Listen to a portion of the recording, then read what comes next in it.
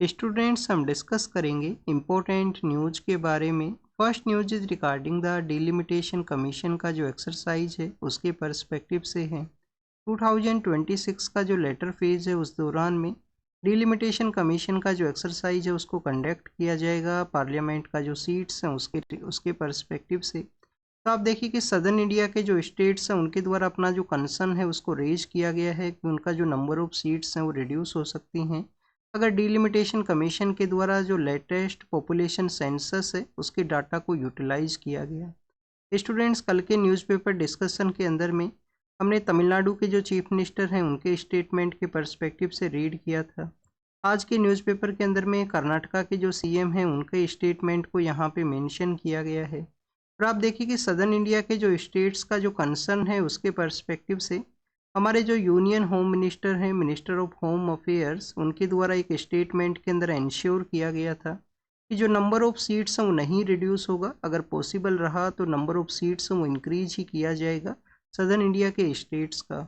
Student, southern India के states का demand यही है कि डिलिमिटेशन कमीशन के द्वारा 1971 का जो पॉपुलेशन सेंसस है उसके डाटा को यूटिलाइज किया जाए, क्योंकि इन स्टेट्स के द्वारा 1970s के लेटर फेज के अंदर में पॉपुलेशन प्लानिंग करना हो या फैमिली प्लानिंग करना हो, पॉपुलेशन कंट्रोल के जो इनिशिएटिव हैं, पॉपुलेशन जो कंट्रोल के जो इनिशिएटिव्स हैं उनको काफ़ी अच्छे से इम्प्लीमेंट किया गया और वहाँ पे पॉपुलेशन का जो ग्रोथ है उसको आप देखिए कि रोका है, वो गया है सदर्न इंडिया के स्टेट्स के वहाँ पे।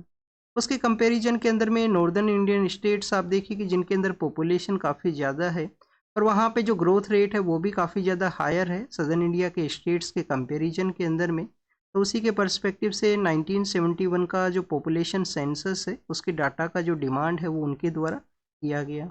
स्टूडेंट, डिलिमिटेशन कमीशन के द्वारा किसी भी एक स्टेट के अंदर में एक कॉन्स्टिट्यूएंसी के अंदर जो पॉपुलेशन का रेशियो है, इतना जो पॉपुलेशन है उसको रिप्रेजेंट किया जाएगा एक पर्सन के द्वारा as a member of parliament के रूप से। तो उसी तरीके का जो पॉपुलेशन रेशियो है वो होना चाहिए अदर कॉन्स्टिट्यूएंसी के अंदर में भी। और आप देखिए कि एक स्टेट से अदर स्टेट के अंदर में भी जो पॉपुलेशन जो मेंबर ऑफ पार्लियामेंट का जो यहाँ पे रेशियो है वो सिमिलर होना चाहिए अदर स्टेट के जो मेंबर ऑफ पार्लियामेंट है उसके साथ में भी। तो इसके रिगार्डिंग में ये जो एक्सरसाइज है वो कंडक्ट होता है, number of seats increase and decrease carry out किए जाते हैं। अभी हमारे यहाँ पे जो प्रेजेंट नंबर ऑफ सीट्स हैं उनको फ्रीज किया गया है 84th कॉन्स्टिट्यूशन अमेंडमेंट एक्ट के through. 84th constitution amendment act के थ्रू जो नंबर ऑफ सीट्स हैं उनको फ्रीज किया गया है 2026 के लिए। उसके लेटर फेज के अंदर में न्यू डिलिमिटेशन कमीशन को कॉन्स्टिट्यूट किया जाएगा as a act of parliament के रूप से। डिलिमिटेशन कमीशन के बारे में जो बेसिक इन्फॉर्मेशन ऑलरेडी हम काफ़ी बार डिस्कस कर चुके हैं। एक्ट ऑफ पार्लियामेंट के थ्रू ये जो कॉन्स्टिट्यूशनल बॉडी है वो क्रिएट होती है जिसका जो रिकमेंडेशन है वो बाइंडिंग हुआ करते हैं। आर्टिकल 82 है उसके अंडर में delimitation commission for the member of parliaments के रिगार्डिंग में कॉन्स्टिट्यूट किया जाता है। और आर्टिकल 170 के अंडर में आप देखिए कि जो स्टेट लेजिस्लेटिव असेंबली हैं उनके पर्सपेक्टिव से जो डिलिमिटेशन कमीशन है वो कॉन्स्टिट्यूट होता है। अभी तक हमारी कंट्री के अंदर में कितनी बार इंडिपेंडेंस के लेटर फेज के अंदर में कितनी बार डिलिमिटेशन कमीशन का जो एक्सरसाइज है वो कंडक्ट हुआ है, तो 4 टाइम्स आप देखिए कि स्टूडेंट्स ये एक्सरसाइज है उसको कंडक्ट किया गया, जिसमें लास्ट टाइम जो नंबर ऑफ सीट्स हैं जो 1971 के समय डिसाइड हुआ था, बट उसके बाद में 2002 के समय भी जो सेंसस है डिलिमिटेशन कमीशन है वो कॉन्स्टिट्यूट हुआ था, बट उनके द्वारा जो नंबर ऑफ सीट्स हैं उसको नहीं चेंज किया गया था। स्टेट्स के अंदर में इंटरनल पर्सपेक्टिव से जो नंबर ऑफ सीट्स हैं वो चेंज हुआ था।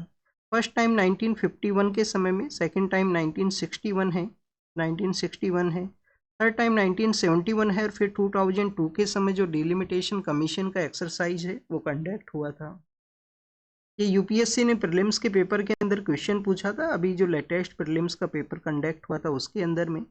नेक्स्ट स्टूडेंट्स, इसी न्यूज़ के रिगार्डिंग में एक और न्यूज़ है यहाँ पे सदर्न इंडिया के जो स्टेट्स हैं जिसके अंदर में आप देखिए कि तमिलनाडु का जो कंसर्न है लैंग्वेज के पर्सपेक्टिव से।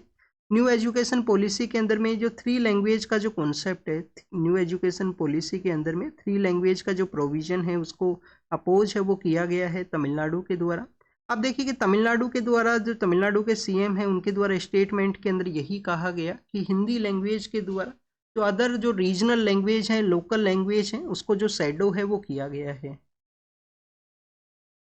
अब स्टूडेंट तमिलनाडु का जो लैंग्वेज के जो डिफरेंसेज हैं वो आप देखिए कि काफ़ी लंबे समय से हैं, हिस्टोरिकल जो डिफरेंसेज हैं वो रहे हैं। तमिलनाडु का जो रेस्ट ऑफ इंडिया है या हिंदी लैंग्वेज के साथ में 1937 का वो समय है जब आप देखिए कि कॉलोनियल एरा के समय में जो लोकल कुछ गवर्नमेंट्स हैं वो कॉन्स्टिट्यूट हुआ था, जिसके अंदर सी राजगोपालाचारी का जो गवर्नमेंट है वो वहाँ पे कॉन्स्टिट्यूट हुआ। उस दौरान में भी आप देखिए कि हिंदी लैंग्वेज है उसको इम्पोज ना किया जाए, उसके रिगार्डिंग में उनके द्वारा रजिस्टर वो देखने के लिए मिलता है। फिर बाद में जो एजुकेशन पॉलिसीज हैं उसके through somehow some kind of cooperation उसको कैरी आउट किया गया था Tamil Nadu and rest of India का, जो हिंदी लैंग्वेज के पर्सपेक्टिव से, जो उनका जो अपोजिशन है उसके पर्सपेक्टिव से। नेक्स्ट आप देखिए कि यहाँ पे लैंग्वेज के बारे में मेंशन है कि शैडो किया गया, कुछ रीजनल लैंग्वेज को भी मेंशन किया गया है नॉर्दर्न इंडिया का, जिसमें मैथिली लैंग्वेज है उसका भी मेंशन है। मैथिली लैंग्वेज का भी आप देखिए कि डिमांड भी था कि मैथिली लैंग्वेज को जो क्लासिकल लैंग्वेज का जो स्टेटस है वो दिया जाए। न्यूज़पेपर के अंदर में 1 या 2 बार ये न्यूज़ है वो पब्लिश भी हुआ है। हमारी गवर्नमेंट ने कुछ क्लासिकल लैंग्वेज है उनको भी जो स्टेटस है वो ग्रांट किया है अभी रिसेंटली, यूपीएससी के एग्जाम के पर्सपेक्टिव से इम्पोर्टेंट रहेगा, उनको हम डिस्कस भी कर चुके हैं कौन कौन सा वो क्लासिकल लैंग्वेज है। अब स्टूडेंट्स इस न्यूज़ के रिगार्डिंग में हम एक टॉपिक को डिस्कस करेंगे। टॉपिक ये रहेगा कि हमारा जो 21 फरवरी का जो डे है, 21 फरवरी का जो डे है उसको यूनेस्को के द्वारा इंटरनेशनल मदर लैंग्वेज डे के रूप से सेलिब्रेट किया जाता है। किस डे के रूप से students? International mother language day. अब आप देखिए कि यूपीएससी ने 2021 का जो प्रीलिम्स का पेपर है उसके अंदर एक स्टेटमेंट दिया था, यही स्टेटमेंट था कि 21 फरवरी का जो डे है उसको हम इंटरनेशनल मदर लैंग्वेज डे के रूप से सेलिब्रेट करते हैं क्या। तो students international mother language day के रिगार्डिंग में हमारे यहाँ पे जो लैंग्वेज का जो सेंसस है वो कंडक्ट होता है। लैंग्वेज के रिगार्डिंग में हमारे यहाँ पे एक इंस्टीट्यूशन है हमारी कंट्री के अंदर में जिसको कि हम central institute of Indian language के नाम से जानते हैं। Central institute of Indian language. अब आप देखिए कि सेंट्रल इंस्टीट्यूट ऑफ इंडियन जो लैंग्वेज है कहाँ पे सिचुएटेड है? मैसूर के अंदर ये सिचुएटेड है। स्टूडेंट्स जो सेंसस कंडक्ट हुआ उसके अंदर बताया ये गया है कि इंडिया के अंदर में 19,000 और 500 के आसपास जो लैंग्वेज और डायलेक्ट्स हैं, लैंग्वेज एंड डायलेक्ट्स हैं वो बोले जाते हैं। बट कुछ ऐसे भी लैंग्वेज हैं, कुछ ऐसे भी डायलेक्ट्स हैं जो हमारे यहाँ पे ओवर द टाइम उनका जो नंबर ऑफ स्पीकर हैं, जो नंबर ऑफ बोलने वाले जो पर्सन है वो रिड्यूस हुए हैं। इसमें आप देखिए कि 42 ऐसी लैंग्वेज हैं जिनको कि क्रिटिकल एंडेंजर्ड का जो सिचुएशन है, क्रिटिकल एंडेंजर्ड का जो स्टेटस है वो दिया गया है। और स्टूडेंट्स हमारे यहाँ पे 197 कुछ ऐसी लैंग्वेज हैं जिनको कि एंडेंजर्ड जो स्टेटस है वो दिया गया है कि उनके जो नंबर ऑफ स्पीकर्स हैं ओवर द ईयर्स के अंदर में रिड्यूस है वो हुए हैं। अब एग्जाम के पर्पज से आपको एक हो सकता है मेंस के अंदर में आपसे क्वेश्चन पूछ लिया जाए कि जो मदर लैंग्वेज है, जो आपका लोकल डायलेक्ट है वो क्यों रिड्यूस हुआ है। क्योंकि आप देखिए कि हमारे कंट्री के अंदर में डाइवर्सिटी इतना है कि आपको एवरी 10 to 20 किलोमीटर के रिगार्डिंग में जो लैंग्वेज के अंदर में जो लोकल डायलेक्ट के अंदर जो चेंज है वो देखने के लिए मिलता है। 8 कोस पे बदले पानी, 4 कोस पे बदले वानी, इस तरीके से एक लाइन है, अभी एग्जैक्टली मुझे नहीं पता है वो क्या है, कि कुछ डिस्टेंस के ऊपर में जो टेस्ट ऑफ वाटर है उसके अंदर में चेंज होता है ग्राउंड वाटर के अंदर में। और आप देखिए कि जो लैंग्वेज है, जो डायलेक्ट है, उसके अंदर भी जो कुछ डिस्टेंस के ऊपर जो चेंज है उसको आप ऑब्जर्व करते हो। तो टोटल हमारे यहाँ पे 19,500 के आसपास लैंग्वेज एंड डायलेक्ट्स को बोला जाता है। अभी स्टूडेंट्स कुछ लैंग्वेज हैं जो क्रिटिकली एंडेंजर्ड हैं, नंबर ऑफ स्पीकर्स हैं जो रिड्यूस हुए हैं। मेंस के अंदर में आपसे एक क्वेश्चन हो सकता है कि क्या ऐसे रीजन है जिसकी वजह से नंबर ऑफ लैंग्वेज हैं जो लोकल डायलेक्ट्स हैं वो रिडक्शन के फेज के अंदर में आए हैं। तो फर्स्ट रीजन है स्टूडेंट्स मॉडर्नाइजेशन, कि लोगों का जो अर्बन एरिया के लिए माइग्रेशन है। तो आप देखिए कि मॉडर्नाइजेशन की वजह से उनका जो लैंग्वेज का जो स्पीकिंग है उसके अंदर रिडक्शन होता है, उनका जो मदर टंग है, मदर डायलेक्ट है वो उनके द्वारा बोला है वो कम जाता है। तो स्टूडेंट्स लैक ऑफ स्पीकर होना, उस लैंग्वेज के कम बोलने वाले अगर पर्सन हैं तो समय के साथ में आप देखिए कि जो आपको लैंग्वेज को बोलने का जो प्रैक्टिस है वो काफ़ी कम रिड्यूस है वो होता है। थर्ड स्टूडेंट्स इसके बिहाइंड में रीजन ये है कि कोई लैंग्वेज है जिसका डोमिनेंस है, कि कोई अदर लैंग्वेज है जिसका डोमिनेंस है वो इंक्रीज हुआ है, उस एरिया के अंदर में डोमिनेंस है, उस स्टेट के अंदर में अदर लैंग्वेज का जो डोमिनेंस है, तो डोमिनेंट लैंग्वेज के द्वारा उसको ओवर शेडो कर देना, उसको आप देखिए कि उसको रिड्यूस है वो कर देना।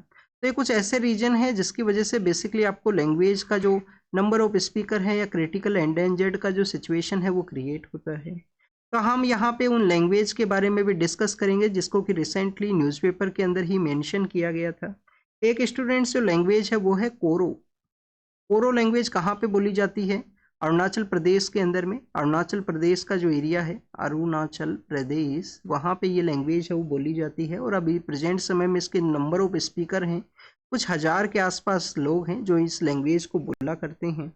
फिर आप देखिए कि सैमर नाम का एक लैंग्वेज है या सैमार नाम का एक लैंग्वेज है जो कि त्रिपुरा के वहाँ पे बोली जाती है।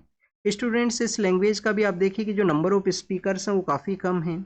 अंडमान एंड निकोबार के अंदर में जो अंडमान का जो आइलैंड है उसके अंदर में ग्रेट अंडमानीज नाम का एक लैंग्वेज बोला जाता है, ग्रेट अंडमानीज। तो उस लैंग्वेज के भी जो नंबर ऑफ स्पीकर्स हैं वो काफ़ी कम हैं। हिमाचल प्रदेश के वहाँ पे एक लैंग्वेज है जिसको कि हम माझी लैंग्वेज के नाम से जानते हैं, हिमाचल प्रदेश के वहाँ पे। उसके भी जो नंबर ऑफ स्पीकर्स हैं वो रिड्यूस हुए हैं, काफ़ी कम है। और स्टूडेंट्स निकोबारीज नाम का जो लैंग्वेज है जो निकोबार आइलैंड के वहाँ पे बोली जाती है, उसके भी जो नंबर ऑफ स्पीकर्स हैं वो रिड्यूस हुए हैं। अब तमिलनाडु के सीएम का यहाँ पे स्टेटमेंट था, तो आप देखिए कि तमिलनाडु के अंदर में तमिल जो लैंग्वेज है और अरेबिक जो लैंग्वेज है उसके मिक्सअप से 18th सेंचुरी के दौरान में एक लैंग्वेज है वो इमर्ज होती है जिसको कि हम अरबी के नाम से जानते हैं। अरबी का जो नंबर ऑफ स्पीकर्स हैं वो भी रिड्यूस हुए हैं। तो ऐसी कुछ लैंग्वेज हैं जिनके नंबर ऑफ स्पीकर्स हैं वो रिड्यूस हुए हैं। हो सकता है आपसे लैंग्वेज को मेंशन कर दिया जाए, एक कॉलम के अंदर में स्टेट को मेंशन कर दिया जाए और क्वेश्चन आपसे पूछ लिया जाए क्या ये जो मैच द पेयर है वो करेक्ट है या नहीं है। तो कुछ लैंग्वेज भी आपको यहाँ पे जो पता है वो होना चाहिए। नेक्स्ट अगर हम बात करें स्टूडेंट्स यूक्रेन के पर्सपेक्टिव से है। अभी आप देखिए कि रसिया और यूक्रेन का जो कॉन्फ्लिक्ट था उसको रिजोल्व करने के पर्सपेक्टिव से यूएस के द्वारा इंटरवेन किया गया। तो रसिया के जो वहाँ पे अथॉरिटीज़ हैं, जो क्रेमलिन है, उनके द्वारा कहा गया है कि यूक्रेन का जो टेरिटरी उनके द्वारा अनेक्स किया गया है उसके रिगार्डिंग में किसी तरीके का जो नेगोशिएशन है वो नहीं किया जाएगा। Students eastern part of Ukraine का जो कुछ ऐसे रीजन्स हैं जिसके अंदर 4 इम्पोर्टेंट जो प्रोविंसेस हैं जिनको कि आप देखिए कि रशिया ने अपने फेडरेशन के अंदर में जो सब्जेक्ट है उसको मान लिया है कि 4 to 5 जो यूक्रेनियन रीजन्स हैं जो प्रेजेंट समय में रशिया का जो टेरिटरी के रूप से काउंट रहेगा पीस प्रोसेस के अंदर में, वो उनके अनेक्स के अंडर में है। तो रशियन फेडरेशन का जो पार्ट उनको माना है वो गया है। 2022 का जो 22 का जो प्रीलिम्स का पेपर था, 23 का जो प्रीलिम्स का पेपर था। अब आप देखिए उस पेपर के अंदर में आपसे जो क्वेश्चंस है वो पूछ लिए गए थे लोकेशन बेस पे, जिसमें यूक्रेन के भी कुछ क्वेश्चंस वहाँ पे मेंशन थे। तो एक बार स्टूडेंट्स इस लोकेशन को हम प्रैक्टिस करेंगे, यूक्रेन का जो लोकेशन है उसको हम यहाँ पे प्रैक्टिस करेंगे। तो यहाँ पे इसको रफ करते हैं। सपोज कीजिए स्टूडेंट्स कि ये यहाँ पे जो यूक्रेन है वो सिचुएटेड है, सपोज करना ये यूक्रेन है वो सिचुएटेड है। यूक्रेन का एक आप देखिए कि पेनिनसुलर रीजन हुआ करता था क्रीमिया, जिसको कि रसिया ने कब अनेक्स किया था? क्रीमिया को स्टूडेंट्स रसिया ने अनेक्स किया था। और इस तरीके से ये बेसिकली यहाँ पे जो रसिया का जो पार्ट है वो सिचुएटेड है। क्रीमिया को जो ये जो पेनिनसुलर रीजन है जो क्रीमिया, जिसको कि रसिया के द्वारा अनेक्स किया गया स्टूडेंट 2014 के समय में। और आप देखिए कि ये यहाँ पे जो वाटर बॉडी है जिसको कि हम ब्लैक सी के नाम से जानते हैं, ब्लैक सी है, ये है स्टूडेंट सी ऑफ अजोव है, सी ऑफ अजोव है। यहाँ पे जो ब्लैक सी और सी ऑफ अजोव को जो कनेक्ट करने वाला जो स्ट्रेट एरिया है उसको हम जानते हैं कौन सा स्ट्रेट है स्टूडेंट्स? कर्च स्ट्रेट है, कर्च स्ट्रेट है। तो ये स्ट्रेट का जो नेम है वो जरूर से याद रखना आप, दो वाटर बॉडी को जो कनेक्ट करने वाली स्ट्रेट है जो हुआ करती है। अब आप देखिए कि यूक्रेन का जो नॉर्दर्न पार्ट है वहाँ पे कौन सा जो कंट्री है वो सिचुएटेड है? नॉर्दर्न पार्ट के अंदर में स्टूडेंट्स बेलारूस है, नॉर्दर्न पार्ट के अंदर में बेलारूस है जिनका रसिया के साथ में काफ़ी अच्छा रिलेशन है। बेलारूस के बाद में आप देखिए कि जो नॉर्थ वेस्टर्न पार्ट है यूक्रेन का, यूक्रेन है सॉरी स्टूडेंट्स, यूनाइटेड किंगडम नहीं है, यूक्रेन है। नॉर्थ ईस्टर्न पार्ट के नॉर्थ वेस्टर्न पार्ट के अंदर में यहाँ पे जो पोलैंड है वो सिचुएटेड है।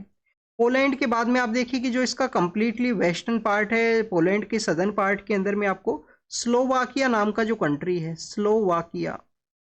फिर आप देखिए कि स्लोवाकिया के सदन के अंदर में जो completely western part of Ukraine के अंदर में जो कंट्री है उसको जानते हैं हम हंगरी के नाम से, हंगरी नाम का जो कंट्री है।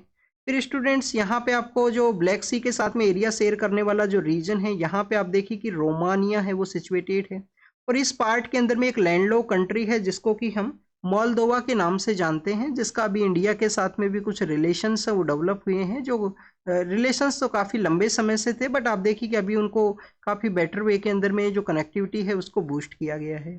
तो ये कुछ ऐसे कंट्रीज हैं जो अपना एरिया है वो शेयर करते हैं।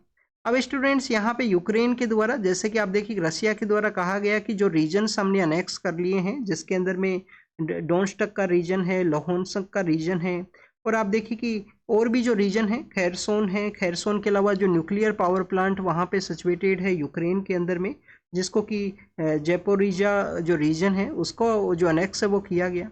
यूक्रेन के द्वारा कहा गया है कि उनके द्वारा भी तो रसिया का जो टेरिटरी है, जिसके अंदर में उनका जो कुर्स्क का जो रीजन है, कुर्स्क रीजन के अंदर में जो टेरिटरी को अनेक्स किया गया है, ये जो पार्ट है यहाँ पे जो कुर्स्क का जो रीजन है, कुर्स्क रीजन के अंदर जो टेरिटरी को अनेक्स किया गया है वो उनके द्वारा भी वापस से जो रिटर्न है वो नहीं किया जाएगा। तो ये यूक्रेन के पर्सपेक्टिव से था, हमने इसको डिस्कस किया। अब आप देखिए कि एक मैगजीन के बारे में है, उनके द्वारा अपना डिजिटल मैगजीन के अंदर में पीएम सर के अगेंस्ट में एक जो फनी कार्टून है उसको एक कार्टून है उसके थ्रू आप देखिए कि वन काइंड ऑफ मोकिंग है वो किया गया पीएम सर का, वहाँ पे वो जो यूएस के विजिट के लिए गए थे। अब स्टूडेंट्स उसी मैगजीन को जो ब्लॉक है वो किया गया है ministry of information and broadcasting के द्वारा, इंफॉर्मेशन एंड ब्रॉडकास्टिंग के द्वारा।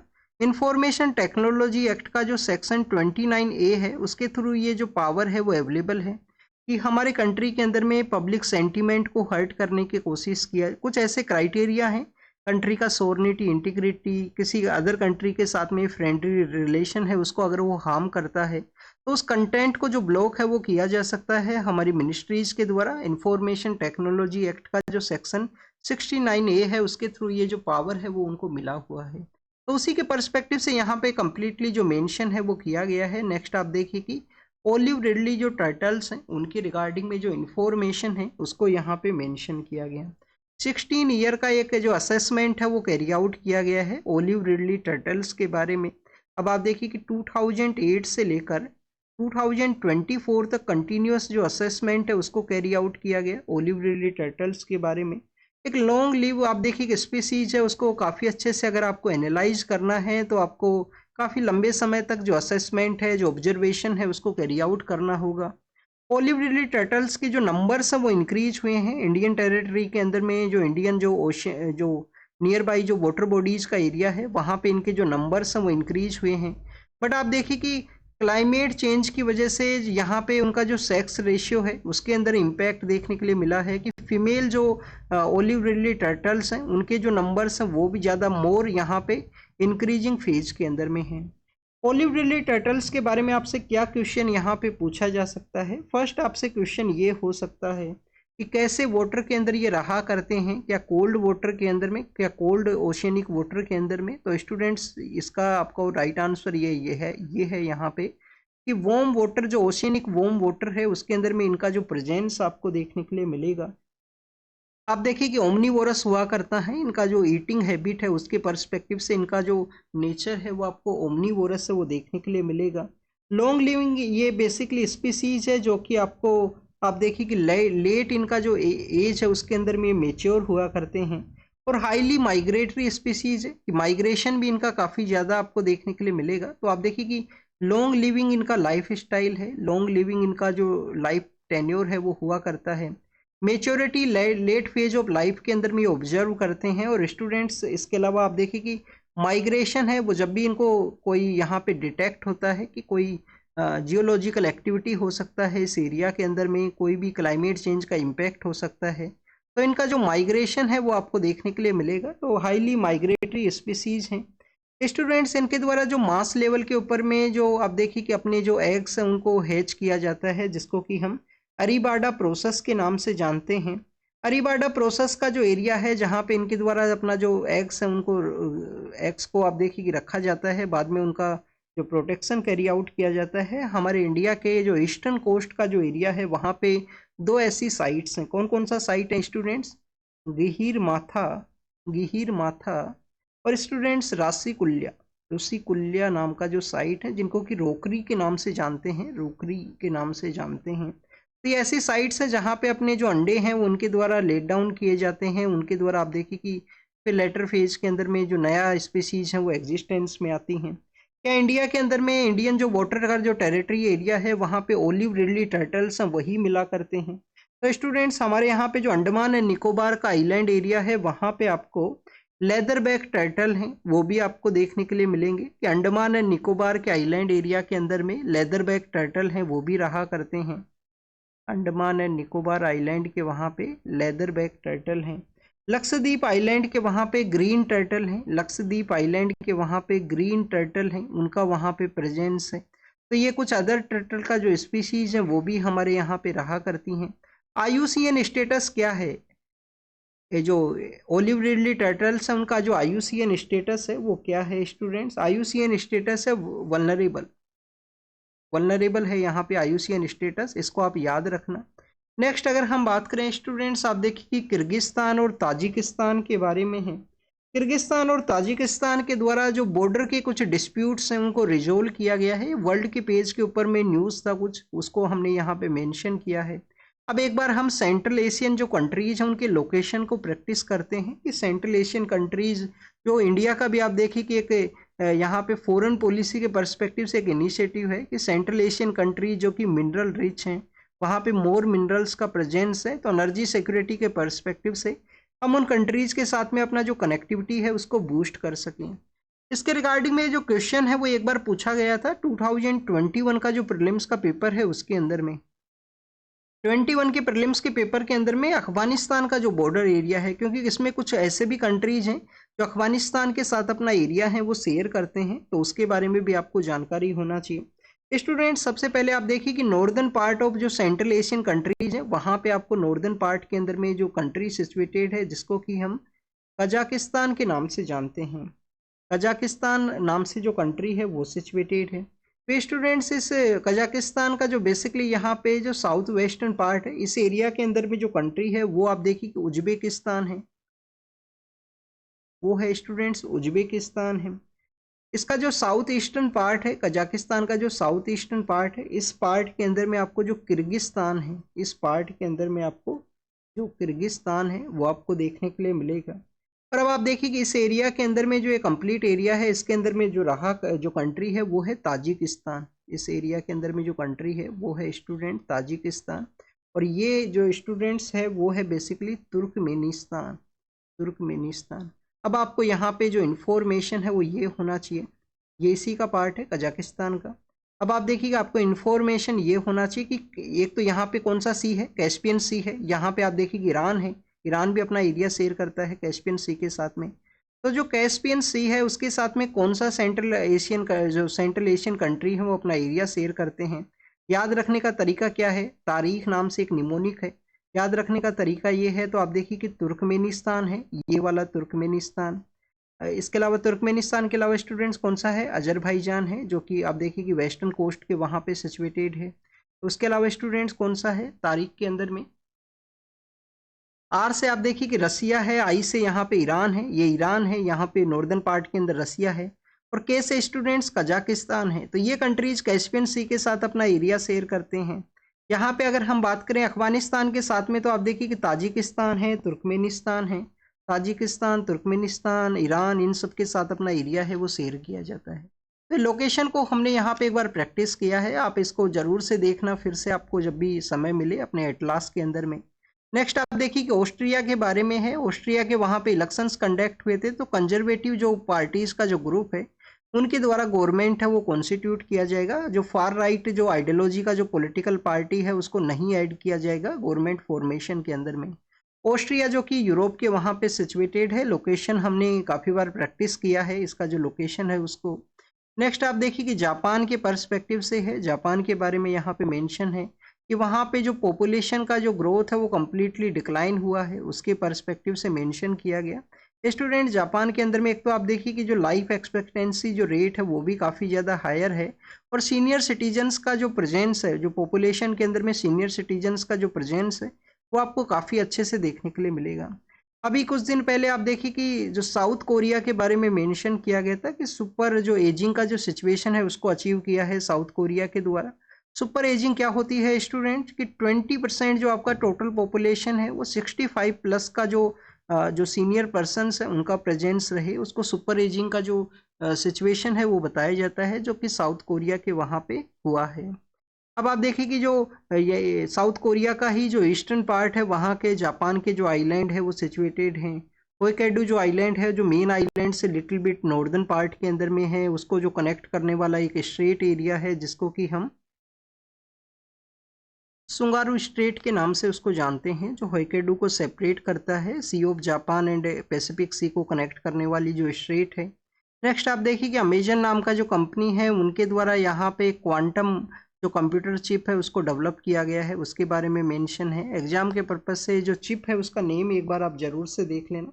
नेम आप देखिए कि इसका जो नेम है वो है ओसेल ओसेलोट नाम से नेम है, इसको एक बार जरूर से वेरीफाई करना, इसको देख लेना आप यहाँ पे। सेबी के जो न्यू चेयरमैन है उनको अपॉइंट किया गया है security and exchange board of India, जो इंडिया का एक इम्पोर्टेंट इंस्टीट्यूशन है हमारे जो मार्केट शेयर मार्केटिंग है उसको रेगुलेट करने के पर्सपेक्टिव से। यूरोपियन यूनियन का जो डेलीगेशन है वो इंडिया के विजिट के लिए आया है और उनके द्वारा इंडिया के साथ में किस तरीके से फ्यूचर समय में रिलेशंस को कैरी आउट करना है, इंडिया को एक ट्रू फ्रेंड है उसके रूप से बताया गया है। यूरोपियन कमीशन के जो चेयरमैन हैं जो यहाँ पे इंडिया के विजिट के लिए आए। फोटो के अंदर में उनको राजघाट जो महात्मा गांधी का मेमोरियल है तो उसके विजिट के पर्सपेक्टिव से बताया गया है। और स्टूडेंट 26/11 के जो 26/11 जो आप देखिए कि हमारे यहाँ पे एक टेरर अटैक हुआ था, हमारा जो फाइनेंशियल कैपिटल है मुंबई उसके एरिया के अंदर में, और कुछ दिनों तक टेररिस्ट के द्वारा कंटिन्यूस अटैक है वो किया गया था वहाँ पे। तो स्टूडेंट्स आप देखिए कि 26/11 के जो अटैक्स हैं उसके रिगार्डिंग में जो ट्रायल उसके रिकॉर्ड हैं वो कोर्ट के द्वारा उनका इंफॉर्मेशन मांगा गया है। अभी एक जो 26/11 के एक टेररिस्ट हैं जिनका कि एक्स्ट्राडिशन को कैरी आउट करना था, कहाँ से, यूएस के, वहाँ से एक्स्ट्राडिशन है उसका प्रोमिस किया गया है उनके द्वारा, एक्स्ट्राडिशन को वो अलाउ है वो करेंगे। तो उसी के पर्सपेक्टिव से मेंशन है। आप देखिए कि 26/11 के अंदर में हमारे जो सिक्योरिटी फोर्सेज हैं, चाहे पुलिस सिक्योरिटी फोर्स हो या हमारा जो अदर फोर्सेज हैं, उनके काफ़ी सारे लोगों ने अपनी लाइफ है उसको सेक्रीफाइस किया था उन टेररिस्ट को एलिमिनेशन के दौरान में। नेक्स्ट आप देखिए कि सिक्योरिटी एंड एक्सचेंज कमीशन है यूएस का, उनके द्वारा एक हमारा जो बिजनेस हाउस है, बिजनेस ग्रुप है, उसके अगेंस्ट में कुछ जो उनका जो कुछ करप्ट अनएथिकल प्रैक्टिस है उसके एलिगेशंस लगाए गए थे। अब आप देखिए कि वहाँ पे यूएस के जो प्रेसिडेंट है उनके द्वारा जो एक्ट के थ्रू उनके पास में जो पावर था इन्वेस्टिगेशन को कैरी आउट करने का, तो उसको कुछ समय के लिए पोज है वो किया है, 180 डेज का जो पोज है उसको दिया गया है। स्टूडेंट्स उसके पर्सपेक्टिव से यूएस का जो एजेंसीज है उनके द्वारा इंडिया का जो लॉ मिनिस्ट्री है उससे रिक्वेस्ट किया गया कि हेग का जो सर्विस कमीशन है 1965 का जो हेग सर्विस कमीशन है उसके थ्रू इंडियन अथॉरिटीज के द्वारा जो एक्शंस है उसको कैरी आउट किया जाए। तो हेग कमीशन के हेग जो सर्विस यहाँ पे कन्वेंशन है उसके बारे में मेंशन है। यूएस का जो सिक्योरिटी एंड एक्सचेंज कमीशन है 1965 का ये कन्वेंशन एग्जिस्टेंस में आता है। इंडिया के द्वारा इसको 2006 के समय ज्वाइन किया गया था। कुछ ऐसे सेक्शंस हैं जिसके रिगार्डिंग में इंडिया का यहाँ पे रिजर्वेशन है या इंडिया के द्वारा उन सेक्शंस को इम्प्लीमेंट वो नहीं किया गया। तो उसी के पर्सपेक्टिव से मेंशन है हेग सर्विस कमीशन। आपसे मैक्सिमम क्वेश्चन पूछा जा सकता है कि अदर कंट्री के अंदर में भी किसी एलिगेशंस के रिगार्डिंग में जो कंट्री है उसके द्वारा अपना जो एक्टिविटी है उसको कैरी आउट किया जा सके, उसके जो एक्शंस हैं वो लिए जा सके, उसके रिगार्डिंग में है। नेक्स्ट अगर हम बात करें स्टूडेंट्स इलेक्शन कमीशन, जो चीफ इलेक्शन कमिश्नर हैं, और आप देखिए कि इलेक्शन कमिश्नर्स हैं उनके अपॉइंटमेंट प्रोसेस के बारे में जो गवर्नमेंट के द्वारा जो चेंजेस किए गए उसको यहाँ पे मेंशन किया गया है। अब फर्स्ट ऑफ ऑल आपको ये पता होना चाहिए कि कोर्ट के द्वारा जो अनूप बरनवाल केस है उसके अंदर ऑब्जर्व किया गया था कि इलेक्शन कमीशन ऑफ इंडिया एक इम्पोर्टेंट इंस्टीट्यूशन है। इम्पोर्टेंट इंस्टीट्यूशन इस वजह से है डेमोक्रेसी के सर्वाइवल के लिए, फ्री एंड फेयर वे के अंदर में जो इलेक्शंस है उसको कंडक्ट करने के पर्सपेक्टिव से इंडिया के अंदर में। और आप देखिए कि इलेक्शन कमीशन ऑफ इंडिया के द्वारा 960 जो मिलियन पर्सन है, 960 जो मिलियन पर्सन है उनके पर्सपेक्टिव से जो उनका जो वोटर्स के अंदर जो पार्टिसिपेशन है, उनका जो राइट है उसको इंश्योर किया जाता है। राइट टू वोट आप देखिए कि कॉन्स्टिट्यूशनल राइट है वो अवेलेबल है। तो एक इम्पोर्टेंट पोस्ट है इसके, जो जिन पर्सन्स के द्वारा इलेक्शन कमीशन ऑफ इंडिया को हेड किया जाए उसका एक कमेटी है वो कॉन्स्टिट्यूट हो। कमेटी उनके द्वारा सजेस्ट किया गया, गवर्नमेंट के द्वारा जो लॉ है वो लाया गया, कानून के अंदर में कुछ चेंजेज किए गए हैं, तो उसी को कम्प्लीटली यहाँ पे डिस्कस किया गया है कि गवर्नमेंट के द्वारा जो कानून के अंदर चेंज किया गया, सिलेक्शन कमेटी के पर्सपेक्टिव से गवर्नमेंट के द्वारा एक सर्च कमेटी भी बनाई गई है। सर्च कमेटी क्या है, जो हमारे लॉ मिनिस्टर हैं, इसके अलावा जो टॉप 2 सीनियर ब्यूरोक्रेट हैं, उन 3 मेंबर्स का कमेटी के अंदर सर्च कमेटी बनेगा। उनके द्वारा नेम है वो रिकमेंड किए जाएंगे जो सिलेक्शन कमेटी को। सिलेक्शन कमेटी के अंदर 3 मेंबर कौन है, एक प्राइम मिनिस्टर है, प्राइम मिनिस्टर के द्वारा किसी यूनियन मिनिस्टर को यहाँ पे नॉमिनेट किया जाए, और लीडर ऑफ अपोजिशन है। अब ये बेसिकली उसके बारे में यहाँ पे मेंशन है। अब आप देखिए कि यहाँ पे आर्टिकल के अंदर बताया ये गया है कि आर्टिकल 14 के थ्रू आप उसको चैलेंज कर सकते हो। अर्लियर फेज के अंदर हमने रीड किया था कि आर्टिकल 141 है, उसके थ्रू चैलेंज के बारे में मेंशन था कि कोर्ट का जो डायरेक्शन है वो सभी के ऊपर बाइंडिंग रहेगा। वहाँ पे एक डिस्कशन ये भी था लॉ मेकिंग पावर के पर्सपेक्टिव से कि कोर्ट के द्वारा अगर कोई रिकमेंडेशन कर दिया जाता है तो क्या वो लेजिस्लेटिव जो बॉडीज हैं, क्योंकि लॉ मेकिंग पावर है वो पार्लियामेंट के पास में है हमारे कॉन्स्टिट्यूशन के थ्रू में, तो क्या जो हमारा लेजिस्लेटिव बॉडीज हैं उनके ऊपर भी उसका इम्प्लीमेंटेशन रहेगा, क्योंकि कोर्ट का जो जजमेंट है वो अदर जुडिशियल इंस्टीट्यूशंस के ऊपर एप्लीकेशन का हम रीड करते हैं आर्टिकल 141 के थ्रू में। तो जीएस पेपर सेकंड के पर्सपेक्टिव से काफ़ी सारे पॉइंट्स वो इमर्ज हुए हैं इस सेक्शन के अंदर में, तो ये आपको प्रिपेयर करने का ज़रूरत है। काफ़ी बार अभी देखिए कि जब तक इसका जजमेंट नहीं आएगा काफ़ी बार आपको आर्टिकल्स वो देखने के लिए मिलेंगे। इंडिया और यूएस के जो डिफेंस टाइज हैं उसके बारे में है। स्टूडेंट 21 सेंचुरी के अंदर में 21 सेंचुरी में आप देखिए कि यूएस के द्वारा इंडिया को मेजर डिफेंस पार्टनर है वो डेजिग्नेट है वो किया गया है। अभी रिसेंटली हमारे जो पॉलिटिकल लीडर हैं, हमारे प्राइम मिनिस्टर हैं जो कि यूएस के विजिट के लिए गए थे, तो डिफेंस सेक्टर के अंदर में कुछ यहाँ पे जो डेवलपमेंट है उसको कैरी किया गया है। एक तो आप देखिए कि एंटी टैंक जो मिसाइल है, एंटी टैंक गाइडेड जो मिसाइल है, उसका जो को प्रोडक्शन है, साथ साथ जो प्रोडक्शन है वो कैरी आउट किया जाएगा। इंडिया का सबसे बड़ा जो लैक्यूना है, जो नेगेटिव है, वो यही रहा है कि 70 ईयर्स, मोर देन 70 ईयर्स का इंडिपेंडेंस का जो समय हुआ है, बट आप देखिए कि डिफेंस प्रोडक्शन का काफ़ी कम आपको जो है जो एरियाज के अंदर में प्रेजेंस है वो देखने के लिए मिलता है। अब यहाँ पे को प्रोडक्शन को स्टार्ट किया गया है। इसके अलावा स्टूडेंट्स इन्फेंट्री को जो आप देखिए कि कॉम्बैट व्हीकल है उसका भी यहाँ पे जो प्रोडक्शन है वो कैरी आउट किया जाएगा इंडिया एंड यूएस के साथ में। तो उसी के पर्सपेक्टिव से डिस्कशन है। इंडिया के द्वारा 4 जो डिफेंस एग्रीमेंट्स हैं उनको भी आप देखिए कि रेटिफाई है वो किया है यूएस के साथ में। यूएस का कोम कासा एंड जो डिफरेंट यहाँ पे इनिशिएटिव्स हैं यूएस के, तो उनको रेटिफाई है वो इंडिया के द्वारा ऑलरेडी किया जा चुका है। आने वाले समय के अंदर डिफेंस के रिलेशंस बेटर हों, यही यहाँ पे जो बताया है वो गया है। नेक्स्ट अगर हम बात करें उत्तराखंड के पर्सपेक्टिव से है, उत्तराखंड के वहाँ पे आप देखिए कि जो यूनिफॉर्म सिविल कोड है जिसके अंदर में जो लिविंग रिलेशनशिप के अंदर रहने वाले जो कपल्स हैं, तो उसके पर्सपेक्टिव से उत्तराखंड का अपना जो स्टेटमेंट है वो यही है कि उनके द्वारा उनका जो रजिस्ट्रेशन प्रोसेस क्यों स्टार्ट किया गया है। रजिस्ट्रेशन प्रोसेस इस वजह से स्टार्ट किया गया है कि उनके जो चिल्ड्रंस हैं उनको जो प्रोटेक्ट है वो किया जा सके आने वाले समय के अंदर में। स्टूडेंट्स इसके अलावा आप देखिए कि लद्दाख के अंदर में लाइन ऑफ एक्चुअल कंट्रोल का जो एरिया है वहाँ पे इंडिया और चाइना के जो जो डिफरेंसेस थे उनको जो रिजोल्व किया गया है, उनको इफेक्टिव मैनर के अंदर जो रिजोल्व किया गया है उसके बारे में मेंशन है। काफ़ी बार हम जो लोकेशन है उसको प्रैक्टिस कर चुके हैं कि नॉर्दर्न पार्ट के अंदर में दौलत बेग ओल्डी का एरिया है, फिर सदर्न पार्ट के अंदर में देपसांग प्लेन्स वो सिचुएटेड हैं, और जो अदर एरियाज हैं वो आपको प्रैक्टिस करना चाहिए अपने एटलास के ऊपर में। तो ये आपका यहाँ पे एक होमवर्क है, एटलास के ऊपर उनका जो प्रैक्टिस है उसको कैरी आउट कीजिए। जो जो लोकेशन है यहाँ पे लाइन ऑफ एक्चुअल कंट्रोल के जो डिफरेंसेस थे इंडिया और चाइना के। नेक्स्ट आप देखिए कि हमारे यूनिवर्सिटी जो एरियाज हैं, यूनिवर्सिटी एरियाज के अंदर में डेट किसी भी तरीके का जो डिस्क्रिमिनेशन है वो ना रहे। आर्टिकल 15 के अंदर में जो डिस्क्रिमिनेशन को आप देखिए कि एलिमिनेट किया गया है, उसको रोकने के बारे में कहा गया है कि there should be no discrimination on the religion, race, caste, sex और प्लेस ऑफ बर्थ। 5 ऐसे कैटेगरीज हैं वो बताई गई हैं, रिलीजन, रेस, कास्ट, सेक्स और प्लेस ऑफ बर्थ। उसके बेसिस पे किसी को भी जो डिस्क्रिमिनेट है वो नहीं किया जाएगा। आर्टिकल 15 के अंदर ये मेंशन है। तो यूजीसी के द्वारा यहाँ पे गाइडलाइंस हैं उनको रिलीज किया गया कि कॉलेज एंड यूनिवर्सिटी के अंदर में कास्ट बेसिस पे जो डिस्क्रिमिनेशन है वो ना हो। भोपाल गैस ट्रेजिडी जो कि 1984 के समय हुआ था, 40 ईयर्स के बाद में उसका जो वेस्ट है उसको आप देखिए कि जो वेस्ट है उसको पीथमपुर का एक एरिया के अंदर ट्रांसफ़र किया गया था। उसके पर्सपेक्टिव से लोगों का विरोध था कि यहाँ पे उसका जो इम्पैक्ट है वो ना हो। तो स्टूडेंट्स आप देखिए कि सुप्रीम कोर्ट के लिए वो पहुँचे हैं, हाई कोर्ट के ऑर्डर को इंटरवेन करने से मना है वो किया गया है सुप्रीम कोर्ट के द्वारा। और वहाँ पे आप देखिए कि हाई टेम्परेचर के ऊपर वेस्ट है उसका जो बर्निंग प्रोसेस है वो स्टार्ट किया जाएगा ट्रायल फेज के अंदर में। नेक्स्ट अगर हम बात करें यूएस के जो पॉलिटिकल लीडर हैं उनके पर्सपेक्टिव से हैं, यूएस के प्रेसिडेंट के द्वारा एक्स्ट्रा जो टैरिफ है वो लगाया जाएगा यूरोपियन यूनियन के वहाँ पे।